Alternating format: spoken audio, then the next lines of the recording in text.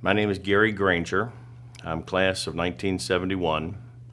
I am a Richmond native. I currently live in Double Oak, Texas, which is an area right around Dallas. I've been married for 44 years, and I have 3 children and 2 grandchildren. How long were you at AMA? 5 years. 5 years. That means you arrived there in '66? Actually, I went the summer of '66. My first year in high school in Richmond was real traumatic for me, and I failed the 7th grade. Went to summer school at AMA, it was non-military, and got straight A's during summer school. So wound up starting AMA in the 8th grade in the fall of 1966. How do you think you ever ended up at AMA? I was not a good student, and our family was somewhat dysfunctional. I had a stepfather. There was divorce in my family, and so because of those things, it was actually my grandmother that insisted that I look into a different school. And all that changed when I came to AMA. Smaller classes just made a big difference. I got a much better education than I would have if I stayed in public school, I'm sure. Do you recall your first day? I do. My first day was actually in the summer school, so it was a little different than my first day as a military school. But I'll never forget my first morning after the first day of getting your uniforms and doing all those things. Had 2 roommates, Robbie Fox and George Renee Barr. We were in A company, and Mickey Toms was our company commander. And of course, Mickey was about 12 feet tall. I had a lot of respect for him. Well, we slept through Reveille the very first day. In fact, the way we woke up was when he came in our room. And we all quickly jumped out of bed, and we could hear all the hustle and bustle going around from everybody coming back from Reveille. And instead of him chewing us out and just giving us a hard time, he explained to us how you get all your clothes ready and you lay them out, get ready the next day, because you've only got 5 minutes to get up and get down to the blacktop. Now you boys listen for that trumpet playing for Reveille from now on. And so that set the tone for Mickey and his leadership. But that was my first morning in a military school. Do you remember the drill practice or the haircuts? Absolutely. I always got the shortest haircut. I don't know why, but I think Benny always gave me the shortest haircut. Maybe it's because I had red hair. Drill, I like to tell the story that we all as AMA grads may have been dumb as a box of rocks, but we could march, shine shoes, and shine brass. We sure could. Did you have a special teacher or favorite subject? Colonel Kugler was, he taught me English, and he was influential in my life. Also, Colonel Rapp was a Spanish teacher and probably the most disciplined man I recall, but I had an awful lot of respect for him and his ability to teach, and he was just a fine human. Many of the instructors were influential to us. Doc Savage, Colonel Hoover, Tim Mannesmith. What I found after leaving AMA, and I matured, I was a late bloomer, and being young and in a military school, you kind of just do what you're told instead of really thinking about what's going on. It took a while to realize the dedication that people like Doc Savage and Paul Hoover had to teach and to nurture and lead kids. They lived there in those barracks just like we did in a small little room, and got up every day when we did and ate in the mess halls and stayed there and taught us because they loved it. We're pretty fortunate to have that. It absolutely is unheard of, you know. And Bob, the same thing is true for the plaques that we walk past in that front arch every day. The plaques of those that were killed in Korea and World War I and World War II. They were just names to us. And we read every name on there. I don't know how many times you walked through the front arch, but I figured it out one day in the 5 years I was there. As we started to honor these KIAs a few years ago, and we found out their birth date and their date of death and what branch of service and how they were killed, and found out that most of them were 18, 19, 20-year-old kids that did the same thing we did, and then their names are up there. It really brought them to life. So the history and the patriotism that we got at AMA just will last forever. So, in your free time when you're on campus, what did you do? Clubs? Sports primarily. I played football, played lacrosse. I like to go to the gym and shoot baskets or socialize is primarily what we do in our spare time. I didn't go to town. I usually didn't date, so I didn't go to town to Stewart Hall or any of the dances or things. But I remember one Saturday when I was just a little kid, there is a pipe that runs under the front field. And it starts over by the tennis courts and it ends up in Lily Valley. And one Saturday, me and two other guys crawled through that pipe. We could have easily gotten stuck under the front field. But so that was activity, just try to be mischievous or going up on the cow patty beach and sunbathing. Do you remember the school nurse? Molly Canavat was a school nurse. In 1969, I was playing football and I broke my back. Actually, I cracked 2 vertebrae in my lower back, and I had to spend about 3 weeks in the infirmary. So I got to know Molly Canavat pretty well. They thought that I had hurt my leg, and my parents came up here and insisted they take me to the hospital, so they took me to the hospital, took x-rays, brought me back home in an ambulance, brought me back, not home, but back to the infirmary. And then the doctor, I believe his name was Dr. Painter, he came in and he drew a picture of a vertebrae on the wall and then put a slice through it and says, that's what's happened to your vertebrae. So I had to lay still for 3 weeks while it healed. But while I was there, Colonel Rep and other teachers brought my homework to me so I didn't get behind. But I had to spend 3 weeks with Molly. She was a loving lady. She was tough. Yeah. Do you remember your first squad sergeant or your first authority figure? First squad leader was Rick Starr. Rick Starr's family was friends with my family, and they arranged for me to be in his platoon and in his squad. And so Rick looked after me the first year I was at AMA. And then another person that was in our company was Rick Smale, and Rick was taxed with ramrodding all the rifles in the company. So he came in, and I'll never forget meeting him for the first time, and he was a sergeant. I thought he was pretty cool because he had a ramrod. Do you have a special classmate that you want to mention, or two? Larry Haining was a roommate my senior year. Brian McCabe, George Renee Barr, Tom Barnes, had a lot of nice roommates. George Harris was a roommate. And since you were there for 5 years, you must have gone up in rank quite a bit.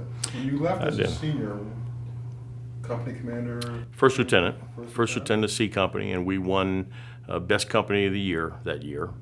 George McCoach was the company commander. I was the XO in the company. Joe Berman was one of my roommates as well. Mm-hmm. What were some of the responsibilities that you had as a first lieutenant?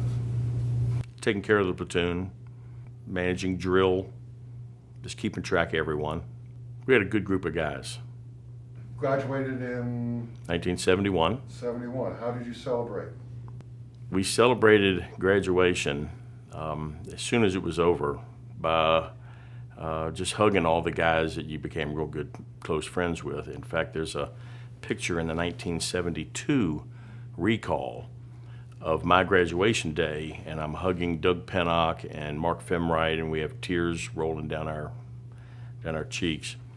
But I remember going to a hotel in Stanton, and Willis Walker, who had been at AMA for many years, his family was so happy that he graduated that they got 4 rooms, put a bar in either end, and there was lots of partying going on. So we stopped by there on the way home to Richmond, and that was our celebration, and then it was home for the summer.